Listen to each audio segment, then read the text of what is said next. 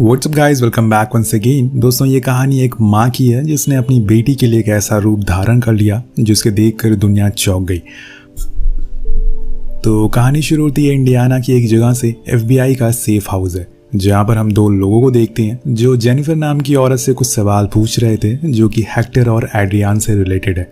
Basically Hector और Adrian FBI की most wanted list में सबसे पहले नंबर पर आते हैं, लेकिन जेनिफर पीछे नहीं है। उसी ने इन दोनों के बीच में डील करवाई है। वो एक रिटायर अमेरिकन स्नाइपर रह चुकी है। अब वो दोनों से और जानकारी निकलवाने की कोशिश कर रहे थे, लेकिन तभी कोई स्नाइपर से इन पर गोलियां चलाने लगता है। पर विलियम को कहीं और गोली लगती है तो जेनिफर उसे लेके फौरन वॉशरूम में छुप जाती है और एक हैंडमेड विस्फोट बनाने लगती है ताकि वो दुश्मनों को मार सके। लेकिन इसी समय वहां आ जाता है एड्रियान, जिसके पीछे पूरी FBI पड़ी हुई है।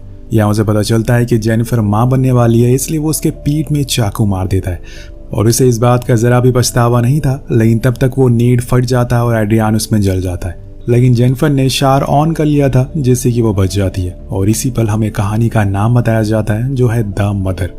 कहानी 2 महीने बाद आगे बढ़ती है जहाँ पर हम जेनिफर को एक बच्ची को जन्म देते हुए देखते हैं। तभी वहाँ FBI स्पेशल एजेंट आती है। उसे कहती है कि आज के बाद से तुम अपनी बच्ची से नहीं मिल पाओगी। इस बात से वो बहुत गुस्सा होती है, लेकिन वो उन्हें बताती है कि एड्रियान अभी भी तुम्हारे पीछे पड़ा हुआ है। उसने हमारे 7 सबसे अच्छे एजेंट मार दिए और अब वो तुम्हारे पीछे आएगा। इसमें हम उस बच्चे की जान खतरे में नहीं डाल सकते और इसीलिए तुम्हें इस पेरेंटल गाइड टर्मिनेशन फॉर्म पर साइन करना होगा और आगे से इस बच्ची से तुम्हारा कोई भी अधिकार नहीं होगा। जेनिफर को मजबूरन ये करना पड़ता है क्योंकि वो अपनी बेटी की जान को खतरे में नहीं डाल सकती। उसके साइड वाले रूम में विलियम भी लेटा था जिसकी जान उसने बचाई थी। वो उसे जाकर कहती है कि मेरी बेटी की अच्छी से देखभाल करना।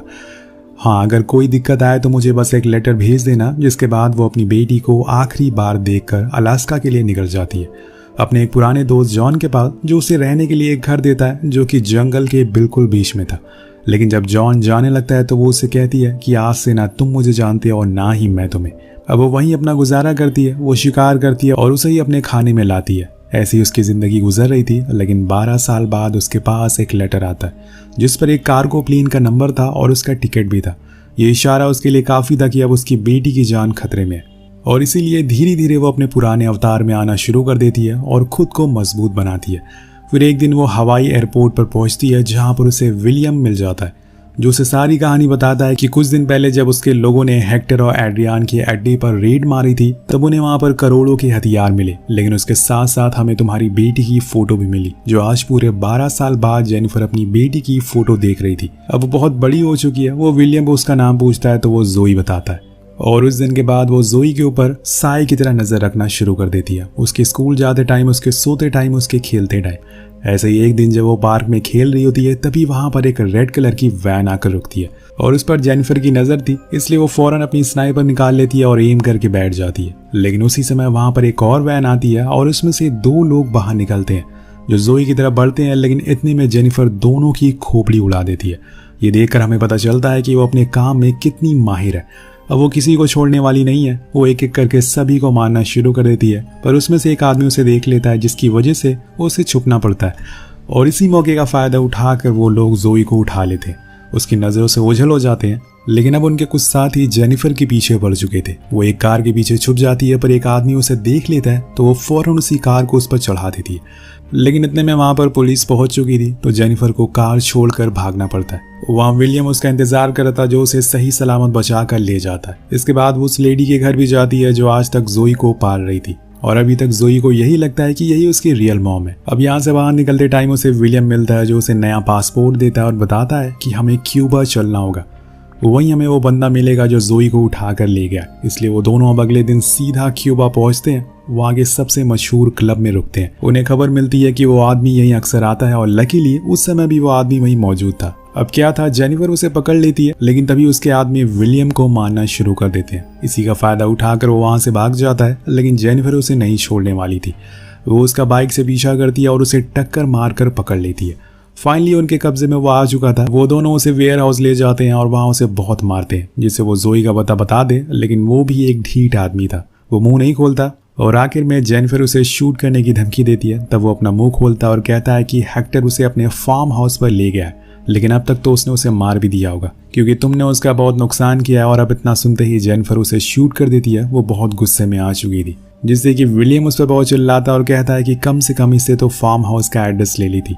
लेकिन यहाँ जेनिफर पूरी कॉन्फिडेंट थी कि वो अपनी बेटी को बचा लेगी। इसके बाद वो दोनों होटल चले जाते। लेकिन अब विलियम के अंदर ये सवाल पनप रहा था कि आखिर वो लोग तुम्हारे पीछे क्यों पड़े। तब जेनिफर बताती है कि मैं पहले एक अमेरिकन स्नाइपर हुआ करती थी। मेरी पोस्टिंग अफगानिस्तान में हुई थी।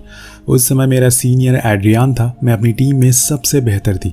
इसी वजह से वो मेरी तारीफ किया करता था और ऐसे ही हम दोनों एक दूसरे के करीब आ गए। लेकिन कुछ समय के बाद मेरी रिटायरमेंट नज़दीक आने लगी। तभी मुझे एड्रियान और तालिबान लोगों के नेटवर्क के बारे में पता चला। लेकिन ये मैंने किसी को नहीं बताया। मैंने उसी हेक्टर नाम के आदमी से मुलाकात करवाई जो यूएस आर्मी के कुछ हथियार दुश्मनों को बेच रहा था और इसके बदले में मुझे अच्छे पैसे भी मिलने वाले थे, जिसे लेकर कहीं दूर मैं शिफ्ट होना चाहती थी। लेकिन एक दिन मुझे इनके प्लान में, इनके बिजनेस में कुछ गड़बड़ी लगी। जब मैंने माल जाकर चेक किया तो मुझे पता चला कि कंटेनर के अंदर कुछ बच्चे कैद थे जिन्होंने कई सालों से खुद को साफ नहीं किया था और भूखे थे। अब ये देखकर मुझे वहीं उल्टियां होना शुरू हो गई। मैंने ये बात पुलिस को नहीं बताई क्योंकि अगर ऐसा होता तो हेक्टर सभी बच्चों को मार देता और इसीलिए मैंने उनका साथ छोड़ दिया और एफबीआई को उनके बारे में पता चल गया। वो उसी डील के बारे में बात कर रही थी जिसे हमने कहानी की शुरुआत में देखा था। जिसके बाद वो दोनों मेरे पीछे पड़े हुए हैं। वो चाहते हैं कि मैं उनके साथ फिर से मिल जाऊं, पर ऐसा अब नहीं होने वाला है। अब ये सब सुन के विलियम शॉक था। लेकिन तभी उसके पास मैसेज आता है और उन्हें हेक्टर का फार्म हाउस का पता मिल जाता है। जिसके बाद दोनों वहाँ पहुँचते हैं। लेकिन वहाँ बहुत ही टाइट सिक्योरिटी थी। वो ये भूल गए थे कि जेनिफर एक रिटायर्ड स्नाइपर है। वो एक एक करके सभी को गिराना शुरू कर देती है और फिर ये दोनों अंदर घुस जाते हैं। इन्हें कुछ ही देर बाद जोई का वो कमरा भी मिल जाता है जिसके अंदर उसे कैद करके रखा गया था। वो लोग फौरन उसे बाहर निकालते हैं लेकिन वो जेनिफर के पास नहीं आती। उसे लगता है कि ये भी उन्हीं के साथ मिली हुई है। लेकिन वह विलियम को पहचानती थी क्योंकि उसके घर पर वो कई बार आ चुका था। विलियम चलने को बोलता है पर यहाँ जेनिफर का अभी भी कुछ काम बाकी था। वो ऊपर जाती है और हेक्टर को ढूंढने में लग जाती है। लेकिन वो उसका पहले से इंतजार कर रहा था। वो जैसे ही आती है वो उस पर बंदूक तान देता है और यहाँ पूरे 13 साल बाद हेक्टर जेनिफर को देखता है और कहता है कि मैंने तुम्हें कितना मिस करा। मैंने तो जोई को भी बता दिया कि मैं ही तुम्हारा पापा हूँ, लेकिन वो यकीन ही नहीं कर रही है। जेनिफर कहती है कि तुम्हारी अभी तक झूठ बोलने की आदत गई नहीं। इसके बाद दोनों करीब आने लगते हैं और यही तो जेनिफर चाहती थी। वो जैसे ही उसे गले लगता है वो चाकू से उसके पेट पर हमला करती है और फिर पूरे घर को जला देती है और बाहर आ जाती है। यहाँ शायद उसका ये मिशन पूरा हुआ था। लेकिन एड्रियान इतनी आसानी से चुप बैठने वालों में से नहीं है। वो ज़रूर कुछ ना कुछ करेगा। उधर अब ये लोग जोई को उसके पेरेंट के पास ले जाने लगते हैं। लेकिन यहाँ पूरे रास्ते जोई बस जेनिफर को देखती जा रही थी। उसे कुछ तो महसूस होता है लेकिन वो उसे कुछ पूछ नहीं रही थी और ना ही जेनिफर उसे कुछ बात करती है। अब वो लोग एक सुपरमार्केट रुकते हैं जहाँ पर जेनिफर उसे कुछ सामान ला कर देती है और कहती है कि तुम्हें विलियम तुम्हारे घर छोड़ देगा। लेकिन यहाँ जोई उसे पूछ ही लेती है कि क्या तुम मेरी मॉम हो, और वो मना कर देती है। यहाँ जेनिफर अपने इमोशन को कंट्रोल कर रही थी। अब विलियम जाकर जेनिफर को एक मोबाइल देता और कहता है कि टच में रहना, और जोई को लेकर निकल जाता है। लेकिन पीछे बैठी जोई अपनी मॉम को देखकर रोने लगती है और फिर से विलियम से पूछती है कि क्या वो मेरी मॉम है। लेकिन वो भी मना कर देता और कहता है कि तुम्हारी मॉम तुम्हारे घर पर तुम्हारा इंतजार कर रही है। लेकिन यहाँ जेनिफर खुद को रोक नहीं पाती और वहीं रोने लगती है और उसे रोता हुआ देखकर जोई भी देख लेती है। अब वो कहीं ना कहीं समझ जाती है कि इस औरत से उसे कुछ न कुछ रिश्ता तो जरूर है। अब विलियम जोई को लेकर टेक्सास जाने लगता है लेकिन तभी उसकी कार टकरा जाती है। वो जख्मी हो चुका था और तभी कुछ लोग वहां पर आते हैं और जोई को उठाकर अपनी कार में ले जाने लगते हैं। दरअसल दोस्तों ये लोग एड्रियान के थे। अब विलियम को वो मारने ही वाले होते हैं लेकिन तभी वहाँ एंट्री होती है जेनिफर की, जिसे पता चल चुका था कि विलियम पर हमला हुआ है। जोई फौरन उसके पास भाग के आती है लेकिन यहाँ एड्रियान कहता है कि खुद को हमारे हवाले कर दो वरना हम इसे मार देंगे। पर वो उनके पास नहीं जाना चाहती है और तब वो विलियम को शूट कर देते हैं। लेकिन तभी जेनिफर कार से लीक हो रहे पेट्रोल में आग लगा देती है जिससे कि वहाँ एक धमाका होता है और उसी का फायदा उठाकर वो जोई को लेकर निकल जाती है। अब वो दोनों एक रेस्टोरेंट में रुकते हैं जहाँ जेनिफर जोई की दूसरी मॉम को कॉल लगाकर उन्हें बताती है कि अब थोड़ी दिन तक जोई मेरे साथ रहेगी क्योंकि उन लोगों ने अब विलियम को भी मार दिया है। अब वो भी कुछ नहीं कहती क्योंकि उन्हें पता था कि जोई उनके पास सबसे ज्यादा सेफ है। अगले सीन में जेनिफर एक कार रेंट करती है क्योंकि अब वो अपनी बेटी को लेकर अलास्का जा रही है जहाँ पर वो बस और जोई अकेले रहने वाले हैं। कुछ समय के बाद वो लोग पहुंच जाते हैं लेकिन अपने घर जाने से पहले जोई जॉन की शॉप पर रुकती है। वहां से कुछ खाने पीने का सामान लेती है क्योंकि अब कुछ दिनों के लिए जोई यहीं रहेगी जब तक सब कुछ ठीक नहीं हो जाता। घर पहुंचने पर वो सबसे पहले जोई के लिए खाने का इंतजाम करती है जो कि उन्हें शिकार करके मिलेगा। वो और जोई दोनों ही शिकार पर जाते लेकिन डियर को मारते हुए जोई को बिल्कुल अच्छा नहीं लगता और जब वो उसे डियर को खाने को कहती है तो वो मना कर देती है और बताती है कि मैं वेजिटेरियन हूँ। लेकिन यहाँ जेनिफर उसे समझाती है कि कुछ दिन तक मैं तुम्हारे जैसी थी, लेकिन जब किसी को खाने को नहीं मिलता तो जो सामने हो उसे ही खा लेना चाहिए। वेल अब अगले दिन वो मॉर्निंग में जोई को कार चलाना भी सिखाती है ताकि अगर उसे कुछ हो जाए तो वो यहाँ से बाहर निकल सके। अब एक दिन जोई भेड़ियों को बच्चों को डॉग समझकर उसे खिलाने लगती है, लेकिन तभी वहाँ भेड़िया आ जाता है और उसके पीछे भागने लगता है। लेकिन तब तक वहाँ जेनिफर पहुंच जाती है और उसे शूट कर देती है, जिससे कि उसकी जान बच जाती है। ये बात जोई को पसंद नहीं आती क्योंकि वो हर जानवर को मार देती है, लेकिन यहाँ जेनिफर उसे समझाती है कि वो नकली गोली थी, बस आवाज करने के लिए मैंने उसे मारा था। अब यहाँ वो उसे स्नाइपर चलाना भी सिखाती है और बॉन्ड बनाने की कोशिश करती है, लेकिन वो स्नाइपर नहीं चला पाती और घर आकर जेनिफर को उल्टा सीधा कहने लगती है। वो उसी पे बंदूक तानती हुए कहती है कि मुझे अपनी मॉम के पास जाना है, पर जेनिफर उसे शांत करवाती है और बताती है कि तुम्हें कुछ नहीं पता इस दुनिया के बारे में, कुछ दिन तक तुम्हें मेरे साथ रहो, उसके बाद मैं तुम्हें तुम्हारी मॉम के पास छोड़ दूंगी, ये मेरा वादा है। अब 1 महीने ऐसे ही बीत जाते हैं और एक दिन वो जोई देखती है कि भेड़िए के बच्चे भी बड़े हो गए, लेकिन उनकी मॉम जख्मी है। वो उसकी मदद करने को कहती है, पर जेनिफर उसे मना करती है और कहती है कि ये नेचर का उसूल है, हम इसमें कुछ नहीं कर सकते। इसके बाद हम देखते हैं कि जोई ने स्नाइपर चलाना भी सीख लिया है। अब एक दिन जब जेनिफर सोकर उठती है तो देखती है कि वहाँ पर जोई नहीं है। वो फौरन बाहर जाती है तो देखती है कि वो भेड़ियों के बच्चों को खाना खिला रही है, लेकिन तभी एक बच्चा उसके हाथ पे काट लेता है, जिसकी वजह से वो तुरंत उसे हॉस्पिटल लेकर जाती है, जो कि पास में ही था। वहाँ डॉक्टर उसके हाथ में स्टिचेस लगाते हैं। जेनिफर से कहते हैं कि ये बहुत ही बहादुर लड़की है, लेकिन यहाँ जोई एक गलती कर देती है, वो अपना असली नाम उन्हें बता देती है, जिसके बाद अब खतरा कभी भी आ सकता है।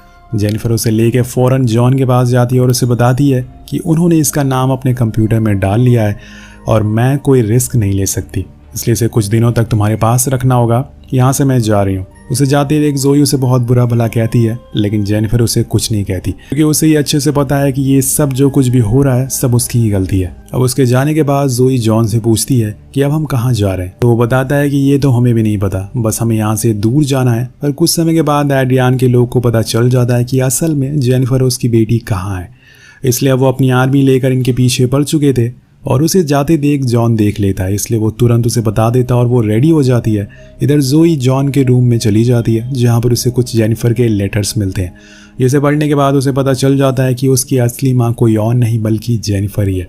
इसलिए वो जॉन को बिना बताए कार लेकर निकल जाती है।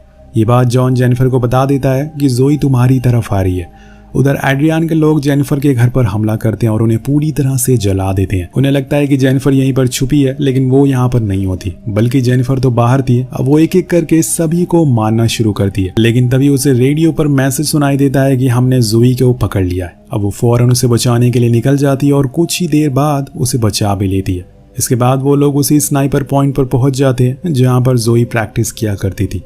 वहां से वो एक एक करके सभी को एम से मारना शुरू करते हैं, लेकिन तभी एड्रियान का मैसेज जेनिफर के पास आता है। उसे पता चल चुका था कि वो कहां पर है और इसीलिए वो कहता है कि हमारी बेटी को भी तुमने स्नाइपर चलाना सिखा दिया, चलो अच्छा है। अब उसकी ये बात जोई भी सुन लेती है और उसे पता चल चुका था कि उसके मॉम डैड कौन है।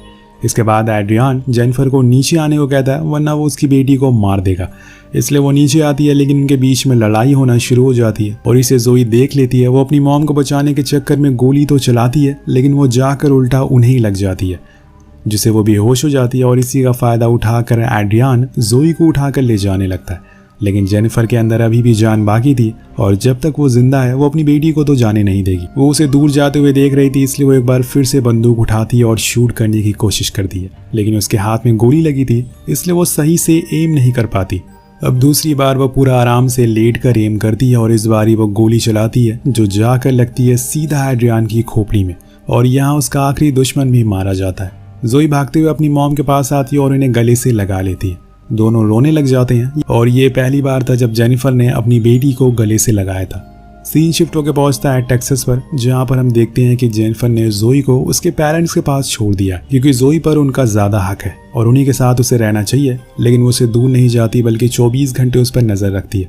अगर कुछ भी हुआ तो वो उसके सामने आकर फिर से खड़ी हो जाएगी और उन्हें सब बुरी बलाओं से बचाएगी। और इसी के साथ ये कहानी यही खत्म हो जाती है। वेल, आपको कैसी लगी नीचे कॉमेंट करके जरूर बताएगा। मिलते हैं आपसे अगले वीडियो में। Peace out.